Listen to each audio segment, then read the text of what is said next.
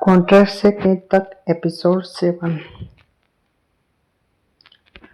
तो पिछले एपिसोड में आपने सुना रोहन कपूर ने मेहर शर्मा की कंपनी स्काईलाइंस फाइनेंस की खरीदी कर ली थी।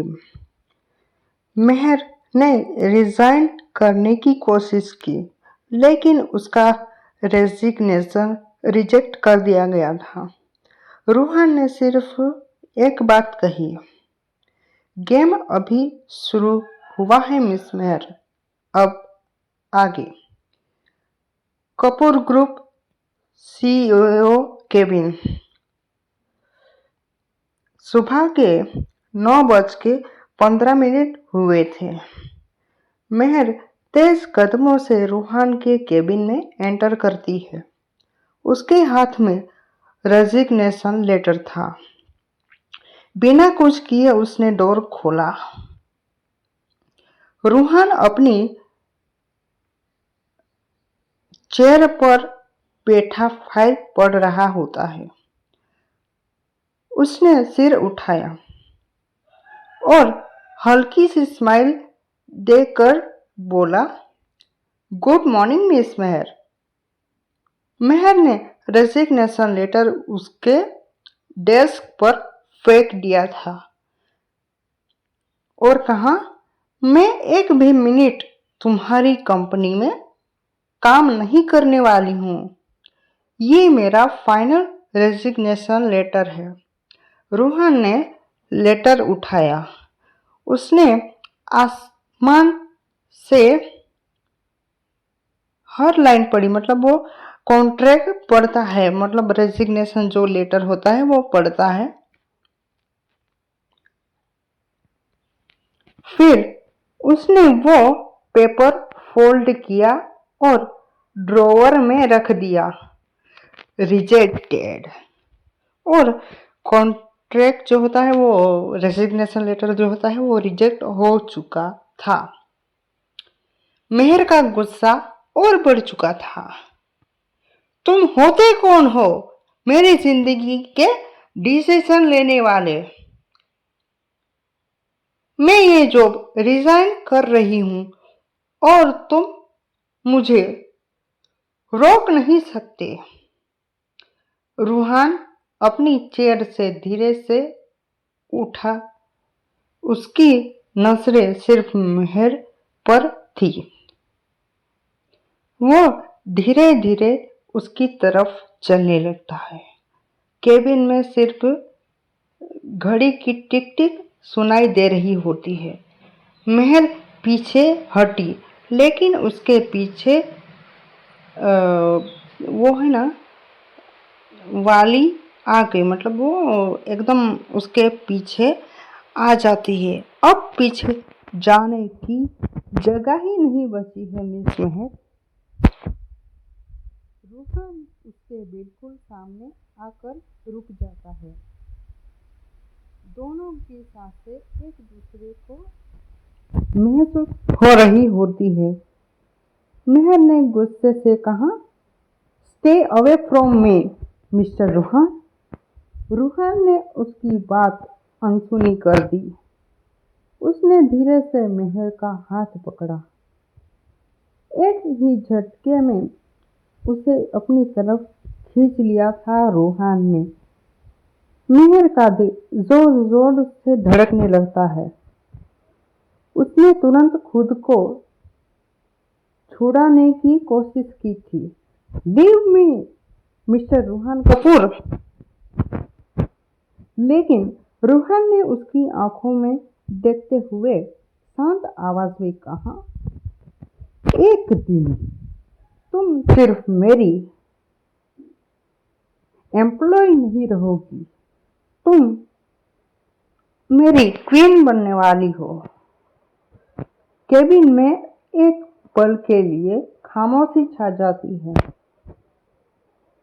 मेहर ने उसकी आंखों में सीधे देखते हुए जवाब दिया, क्वीन? तुम्हारे सपने बहुत बड़े हैं मिस्टर रोहन कपूर, लेकिन याद रखना, मैं किसी की ट्रॉफी नहीं हूँ, ना किसी की क्वीन हूं मैं। प्यार और कैद में बहुत फर्क होता है मिस्टर रूहान, और तुम्हें आज तक दोनों में फर्क ही नहीं समझ में आया। ये सुनकर रूहान के चेहरे पर मुस्कान हल्की सी कम हो जाती है, लेकिन उसने फिर भी धीरे से कहा, फर्क मतलब वो धीरे से कहता है, फर्क तुम सिखा देना, मैं सीख लूंगा। मेहर ने जोर से अपना हाथ छुड़वाया। उस दिन का इंतजार मत करना, क्योंकि वो दिन कभी नहीं आएगा। इतना कहकर वो केबिन का डोर जोर से बंद करके बाहर चली जाती है।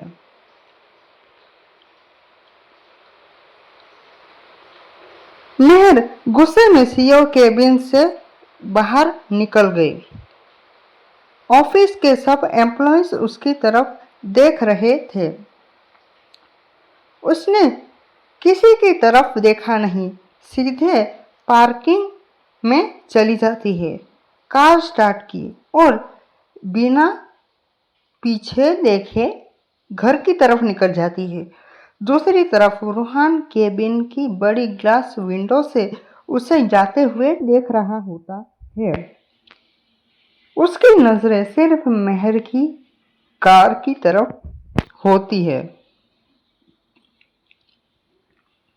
कबीर धीरे से केबिन में एंटर करता है और कहता है, सर, आप जितने प्रेशर डाल रहे हैं, कहीं मिसेस मेहर आपसे दूर ना हो जाए। रूहान बिना पलटे जवाब देता है, दूर जाने के लिए भी उसे मेरी दुनिया से गुजरना पड़ेगा कबीर। मैं उसका रास्ता नहीं, उसकी मंजिल बनूंगा। मैं ऐसे ही उसे मुझसे दूर जाने नहीं दूंगा। सर, ये प्यार नहीं, जुनून है। रूहान ने हल्का सा मुस्कुराकर कहा था, जब वो मोहब्बत हद से गुजर जाए तो लोग उसे जुनून का नाम दे देते हैं। मेहर्स हाउस शाम के 5 बजे थे। मेहर घर पहुंच जाती है। घर के बाहर कुछ गाड़ियां खड़ी होती हैं। उसने देखा 2 बैंक ऑफिसर्स फाइल लेकर खड़े थे। पापा राजेश शर्मा परेशान नजर आ रहे थे। माँ की आंखों में आंसू थे। रक्षित चुपचाप माँ का हाथ पकड़े खड़े था। मेहर दौड़कर पापा के पास आ जाती है। पापा, क्या हुआ? राजेश शर्मा ने धीरे से कहा, बेटा, बैंक वाले कह रहे हैं आज फाइनल डिसीजन होगा। बैंक ऑफिसर आगे बढ़ा, मिस्टर राजेश शर्मा, लोन की पेमेंट नहीं हुई है, इसलिए लीगल प्रोसीजर शुरू करना ही पड़ेगा। रक्षित डर कर मेहर का हाथ पकड़ लेता है। दीदी, हम अपना घर छोड़ देंगे। और वो कहता है, मैं अपना घर छोड़ के नहीं जाना चाहता। मेहर उसके सर पर हाथ रखकर कहती है, जब तक मैं हूं कोई हमसे ये घर छीन नहीं सकता। तभी एक रेड लग्जरी कार घर के सामने आकर रुक जाती है। मोहल्ले के लोग देखने लगे थे कि आखिर कौन आया है। कार का डोर धीरे से खुलता है। Black shoes, red suit, luxury watch पहने रूहान कपूर आया था। उनकी एंट्री देखकर सब लोग हैरान रह जाते हैं। मेहर का चेहरा गुस्से से सख्त हो चुका था। तुम? रूहान सीधा राजेश शर्मा के पास चला जाता है। बहुत तमीज से हाथ जोड़कर कहता है, नमस्ते मिस्टर शर्मा, मेरे पास आपके लिए प्रपोजल है। राजेश शर्मा हैरान होकर उसकी तरफ देखते हैं। रोहन शांत आवाज में कहता है, अगर मेहर मेरी बात मान ले तो आज ही आपका लोन खत्म हो सकता है। ये सुनते ही मेहर की मुट्ठियां कस जाती है। उसकी आंखों में गुस्सा साफ दिख रहा होता है।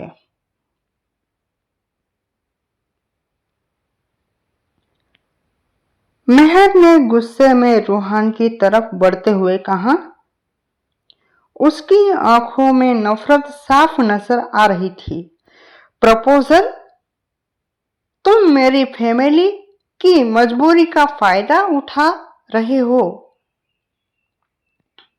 और वो कहती है, तुम मेरी फैमिली की मजबूरी को प्रपोजल का नाम दे रहे हो। बैंक ऑफिसर भी चुप थे। मोहल्ले के लोग दूर से ये सब देख रहे होते हैं। रूहान ने राजेश शर्मा की तरफ देखते हुए कहा, मिस्टर राजेश शर्मा, मैं सिर्फ मदद करना चाहता हूं। बस मेहर को मेरी एक शर्त एक्सेप्ट करनी पड़ेगी। राजेश शर्मा उलझन में पड़ जाते हैं। कौन सी शर्त रूहान? रूहान ने धीरे से जवाब दिया, वही जो मैंने पहले भी कही थी। मेहर ने कदम आगे बढ़ जाती है। उसने रूहान के बीच में ही उसे रोक लिया था। बस एक शब्द और मत बोलना। पूरा मोहल्ला खामोश हो जाता है। मेहर की आंखों में आंसू आ गए थे, लेकिन उसकी आवाज पहले से भी ज्यादा मजबूत थी। तुम्हें लगता है कि पैसों से सब कुछ खरीद सकते हो? मेरे पापा की मजबूरी, माँ के आंसू और मेरे भाई का बचपन भी सब तुम्हारे लिए एक डील है। रूहान चुप रह जाता है। मेहर उसके सामने बिल्कुल कॉन्फिडेंस खड़ी थी। सुन लो मिस्टर कपूर, मैं भूखी रह लूंगी, सड़क पर रह लूंगी, अपने सपने टूटते हुए देख सकती हूँ, लेकिन अपनी सेल्फ रिस्पेक्ट कभी नहीं बेचूंगी। राजेश शर्मा की आंखों में आंसू निकल आए थे।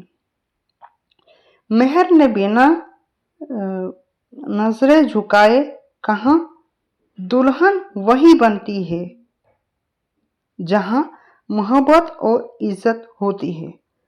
मजबूरी से सिर्फ कैद मिलती है, मोहब्बत नहीं। रोहन कपूर, ध्यान से सुन लो ये वर्ड मेरे। ये सुनकर कुछ पल के लिए रोहन भी खामोश हो जाता है। कबीर ने पहली बार रूहान के चेहरे पर हल्का सा दर्द देखा था।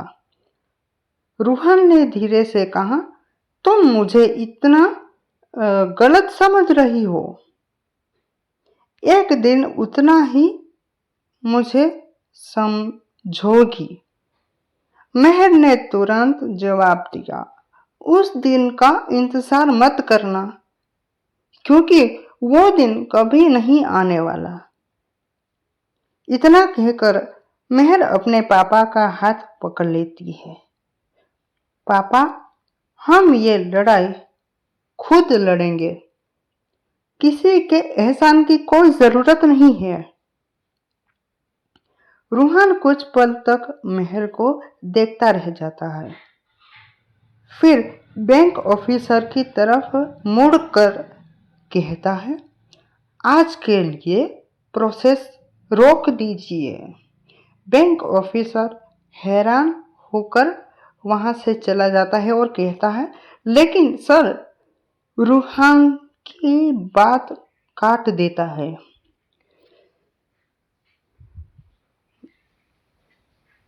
बैंक ऑफिसर वहां से चले जाते हैं। मेहर हैरानी से रूहान को देखती रहती है। तुमने ऐसा क्यों किया? रूहान हल्की सी मुस्कान देते हुए कहता है, मैं तुम्हें मजबूर नहीं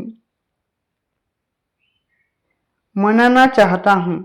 इतना कहकर वो अपनी कार के अंदर बैठ जाता है। कार धीरे धीरे वहां से निकल जाती है। मेहर उसे जाते हुए नोटिस कर रही होती है। उसके चेहरे पर उलझन थी, नफरत भी, और एक नया सवाल भी। रात 11 बजे रूहान अपने स्टडी रूम में बैठा हुआ होता है। फोन की घंटी बजी।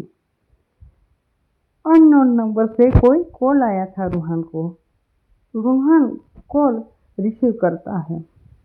दूसरी तरफ से सिर्फ एक आवाज सुनाई देती है, मिस्टर कपूर, मेहर शर्मा को सच बताने का वक्त आ गया है। और कॉल कट हो जाता है। उसने धीरे से कहा, नहीं, अभी नहीं। कौन है वो अननोन कॉलर? और मेहर से कौन सा सच छुपाया जा रहा है, देखेंगे हम अगले एपिसोड में। तो एपिसोड 8 ऑलरेडी रिकॉर्ड हो चुका है, तो मैं कुछ दिनों में वो भी एपिसोड अपलोड कर दूंगा। तो मिलते हैं अगली स्टोरी में, मतलब अगले एपिसोड में, एपिसोड 9 में।